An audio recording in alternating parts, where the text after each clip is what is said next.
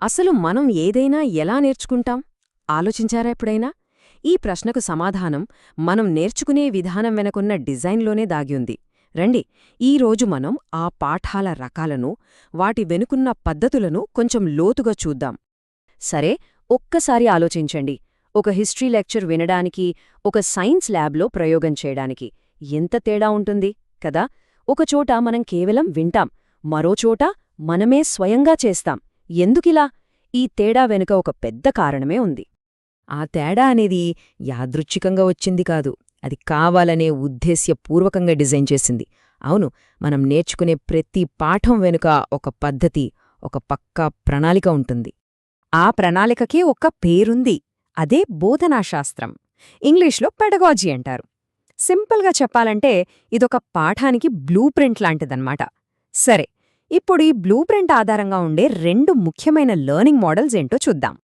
Okay, ఆ రెండు మోడల్స్లో మొదటిది వేదికపై ఉన్న గురువు. ఈ పేరు వినగానే మనకు ఏం గుర్తొస్తుంది? ఒకే చోట నుండి, అంటే ఒకే మూలం నుండి జ్ఞానం ప్రవహించడం. అంటే ఈ మోడల్లో ఒక ఎక్స్పర్ట్, అదేనండి మన టీచర్, తనకున్న జ్ఞానాన్ని నేరుగా స్టూడెంట్స్కి అందిస్తారు. ఇక్కడ ఇన్ఫర్మేషన్ ఫ్లో అనేది వన్ వే ట్రాఫిక్ లాంటిది, టీచర్ నుండి స్టూడెంట్స్కి మాత్రమే. దీని లక్షణాలు చూస్తే సహజంగానే ఇది పూర్తిగా టీచర్ సెంటర్డ్, అంతా టీచర్ కంట్రోల్లోనే ఉంటుంది. పాఠం కూడా ఒక లైన్లో, ఒక ఆర్డర్లో వెళ్తుంది. ముఖ్యమైన లక్ష్యమేంటంటే జ్ఞానాన్ని బదిలీ చేయడం. అందుకే ఇక్కడ స్టూడెంట్స్ పాత్ర కేవలం ఆ ఇన్ఫర్మేషన్ని రిసీవ్ చేసుకోవడమే. సరే, ఇప్పుడు రెండో మోడల్ చూద్దాం. ఇది మొదటిదానికి పూర్తిగా ఆపోజిట్.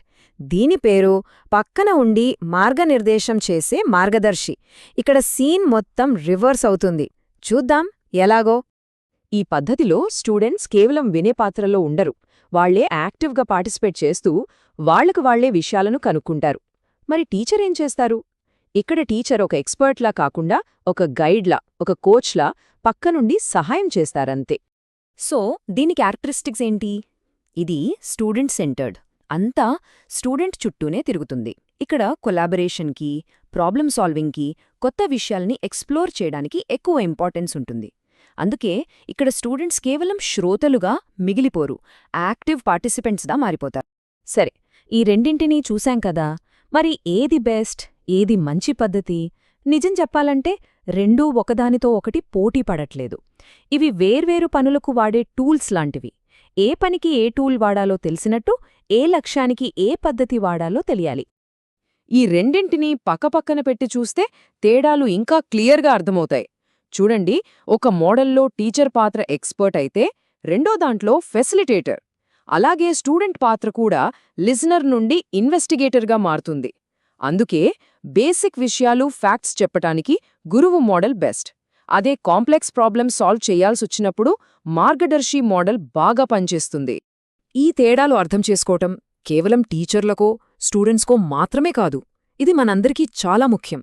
ఎందుకంటే ఇది మనల్ని బెటర్ లెర్నర్స్గా, బెటర్ టీచర్స్గా, చివరికి బెటర్ లీడర్స్గా కూడా మారుస్తుంది. మార్క్ వాన్ డోరెన్ ఎంత అద్భుతంగా చెప్పారో చూడండి. బోధించే కళ అంటే ఆవిష్కరణకు సహాయపడే కళ. నిజమే కదా? మనమిప్పుడు చూసిన ఈ రెండు మోడల్స్ కూడా ఆ కళను చూపించడానికి ఉన్న రెండు వేర్వేరు దారులు అంతే. కాబట్టి నెక్స్ట్ టైం ఏదైనా నేర్చుకుంటున్నప్పుడు, ఒక మీటింగ్లో ఉన్నప్పుడు, లేదా ఎవరికైనా ఏదైనా నేర్పిస్తున్నప్పుడు ఒక్కసారి ఆలోచించండి, ఇక్కడ మనం వాడుతున్నది గురువు మోడలా లేక మార్గదర్శి మోడలా? అసలు మనం చేస్తున్న పనికి ఇది సరైన పద్ధతేనా? ఈ ప్రశ్నలు మనల్ని మనం మెరుగుమరుచుకోవడానికి, మన లెర్నింగ్ ఎక్స్పీరియన్స్ని ఇంకా బెటర్గా మార్చుకోవడానికి ఖచ్చితంగా సహాయపడతాయి.